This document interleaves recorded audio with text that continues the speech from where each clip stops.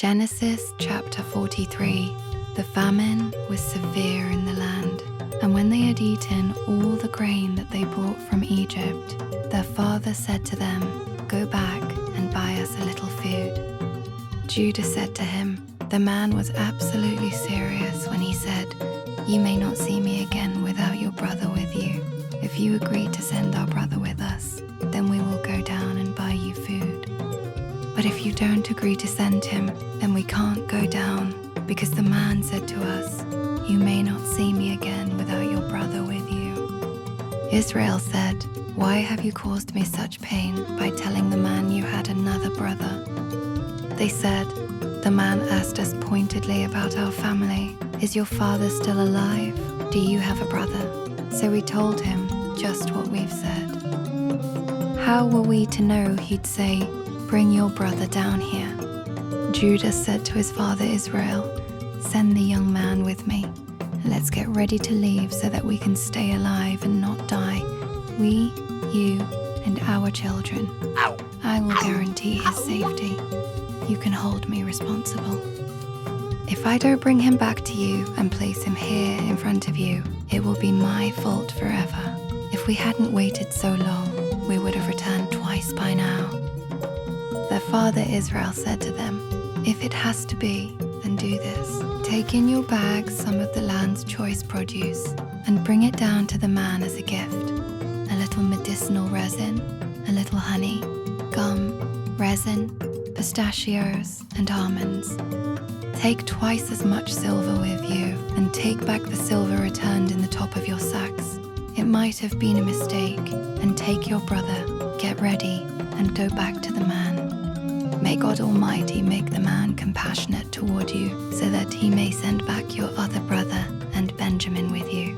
But me, if I'm left childless, then I'm left childless." So the men took this gift. They took twice as much silver with them, together with Benjamin. They left, traveled down to Egypt, and received an audience with Joseph. When Joseph saw Benjamin with them, he said to the manager of his household, "Bring the men to the house and slaughter an animal, and prepare it because the men will have dinner with me at noon." The man did as Joseph told him and brought the men to Joseph's house. When they were brought to Joseph's house, the men were frightened and said, "We've been brought here because of the silver put back in our sacks on our first trip, so he can overpower us, capture us, make slaves of us, and take our donkeys." They approached the man who was Joseph's household manager and spoke to him at the house's entrance. "Please, master, we came down the first time just to buy food, but when we stopped to spend the night and opened our sacks, there was the exact amount of each man's silver at the top of his sack. We've brought it back with us, and we've brought down with us additional silver to buy food. We don't know who put our silver in our sacks." He said, "You are fine. Don't be afraid. Your God and your father's God must have hidden a treasure in your sacks. I received your money." Then he brought Simeon out to them. The manager brought the men into Joseph's house and gave them water to wash their feet and feed for their donkeys. They prepared the gift, anticipating Joseph's arrival at noon, since they had heard that they would have a meal there. When Joseph came into the house, they presented him the gift they had brought with them into the house, and they bowed low in front of him. He asked them how they were and said, "How is your elderly father, about whom you spoke? Is he still alive?" They said, "Your servant our father is fine. He's still alive." And they bowed down again with deep respect. Joseph looked up and saw his brother Benjamin, his own mother's son, and he said, "Is this your youngest brother whom you told me about?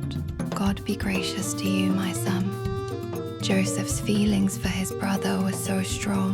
He was about to weep, so he rushed to another room and wept there.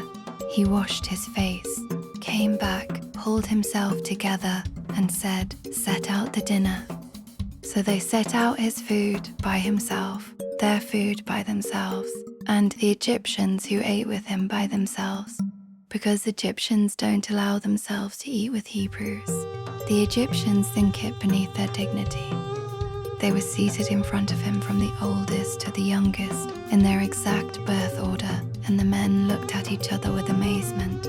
Portions of food from Joseph's table were brought to them, but Benjamin's portion was 5 times as large as